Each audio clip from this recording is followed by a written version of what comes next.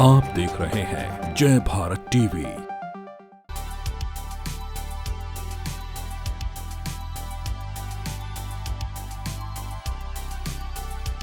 नमस्कार, जय भारत टीवी देख रहे हैं आप। मैं हूं अंकित काला। धामी सरकार में कैबिनेट मंत्री प्रेमचंद अग्रवाल इस वक्त हमारे साथ हैं। कई महत्वपूर्ण विभाग आपको दिए गए हैं। सर, बहुत बहुत बधाई, शुभकामनाएं सर आपको। जी बहुत बहुत धन्यवाद। शहरी, फिर वित्त, संसदीय कार्य, इतने महत्वपूर्ण विभाग सर, इतने हैवी वेट विभाग आपको मिले हैं, क्या कहेंगे? माननीय मुख्यमंत्री जी का धन्यवाद, माननीय नेतृत्व का धन्यवाद।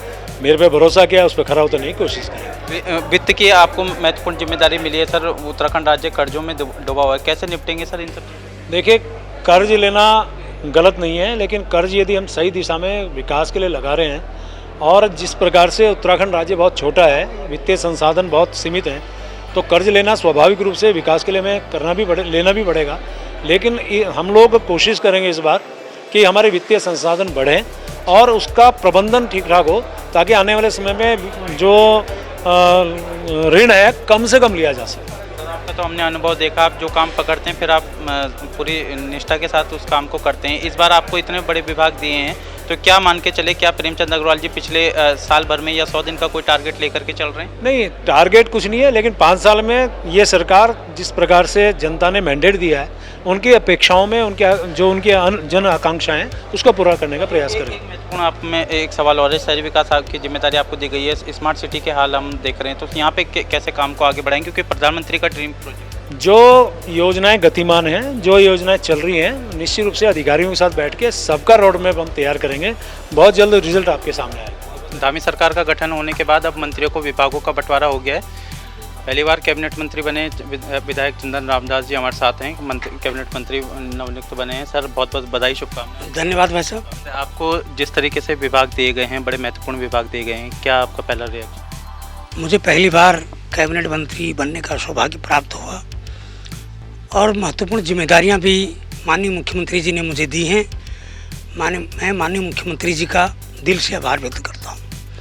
आपको जिस तरीके से विभाग दिए गए हैं, उसमें परिवहन है, सूक्ष्म एवं लघु उद्योग है, समाज कल्याण है, तो ये जो सारे भारी भरकम जो आपको मंत्रालय दिए हैं, उसमें परिवहन की हम बात करें तो इस समय सबसे ज़्यादा घाटे में चलने वाला विभाग है।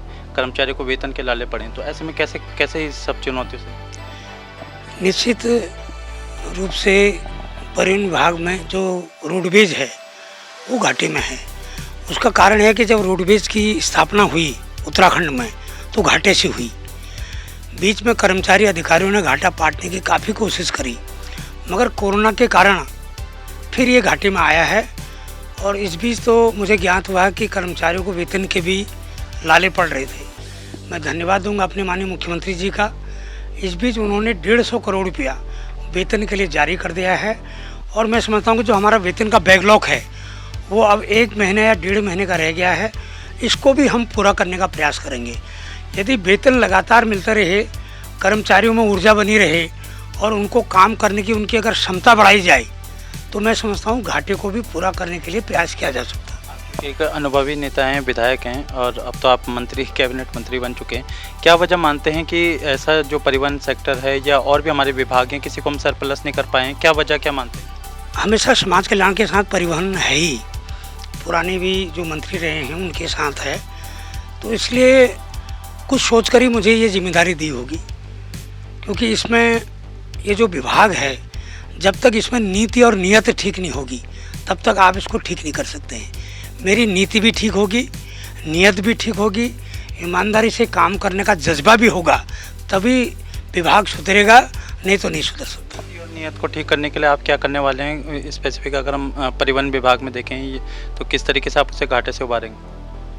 मैंने बताया आपको कि यदि कर्मचारियों की हम ऊर्जा भरें, यदि हम उनको तनख्वाही समय पर नहीं दे पाएंगे तो क्या काम करेंगे? सबसे पहले उनकी तनख्वाह, उनकी परेशानियों को देखते हुए उनके समस्याओं का समाधान करेंगे, और जब उनकी समस्याओं का समाधान होगा, उनमें ऊर्जा लाएंगे, कर्मचारी अधिकारियों के साथ समन्वय करेंगे, समन्वय के साथ जो क्या क्या कर सकते हैं उन पर विचार करेंगे, मंथन करेंगे, तो हर चीज़ संभव होगा।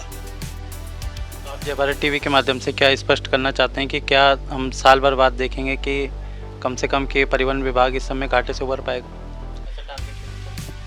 पूरी कोशिश होगी कि पहले तो हम वेतन का बैकलॉग भरें और जो लीकेज है वहाँ उसको ठीक करने का काम करेंगे कि घाटा कहाँ हो रहा। अभी मेरे पास 8-10 अर्जियाँ आ रही हैं कि हमने परिचालक को हटा दिया, अब उसको फिर दे दो।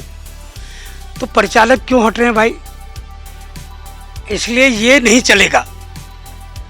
ईमानदारी से, निष्ठा से विभाग में काम करना पड़ेगा, नहीं तो सख्त कार्रवाई भी करूँगा, सख्त कार्रवाई करूँगा, सख्त कार्रवाई।